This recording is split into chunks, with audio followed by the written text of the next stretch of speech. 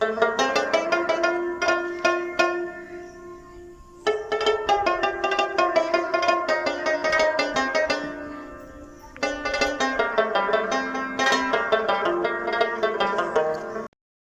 زنکدن سخته تر یو په دوه اسانه لوېده د زنکدن سخته تر یو په دوه اسانه لوېده د معطرې خولې بوسه یې دومره ګرانه لوېده په سپینه ډاګه د ولاړې خوب ویرېدم په سپینه ډاګه د ولاړې خوب ویرېدم د ذات هنداره مې قابو د یو چا نه لوېده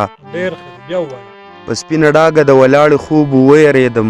د ذات هنداره مې قابو د یو چا نه لوېده تیاره یې ګونګه کړه سایه یې کړله غیبه زما عجبه داره د وختونو د برېښنا نه لوېده او شپه د جمعې وه په اودس کې ترې واپس راغلمه د مهذبې مینې پرخه له اسمانه لوېده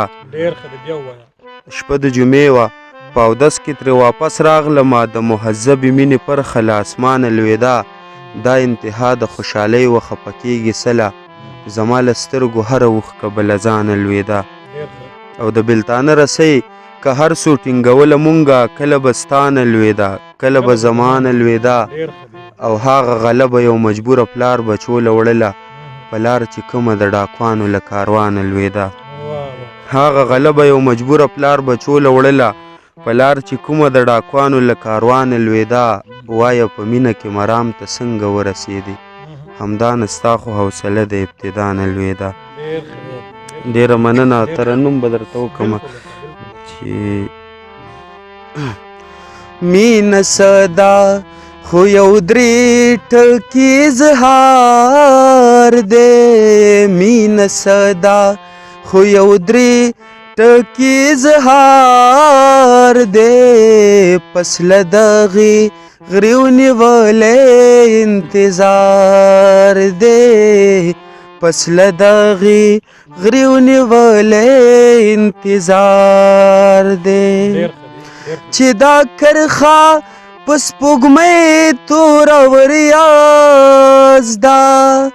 چې دا کرښه په سپوږمۍ توره وریاض ده که نه پروت ده یار په مخ د زلفو تار دی پس له دغې غریو نیولی انتظار دی پس له دغې غریو نیولی انتظار دی که مو دولاره جدا شوې څه به کېږي که مو دولاره جدا شوې څه به کېږي ستا په لږ غوندې بېلتون سړی بیمار دی پس له دغې غریو نیولی انتظار دی پس له دغې غریو نیولی انتظار دی یوه مور ده او د خپو تلي سوځي یوه مور ده او د خپو تلي سوځي اچولی یې بچي تا خپل پیزار دی پس له دغې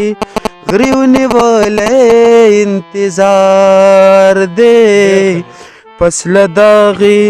غریو نیولی انتظار دی صرف یو دانیال همدان دی پکې اوسي صرف یو دانیال همدان دی پکې اوسي زما زړه خو داسې نه دی چې بازار دی پس له دغې غریو نیولی انتظار دی پس له دغې غریو نیولی انتظار دی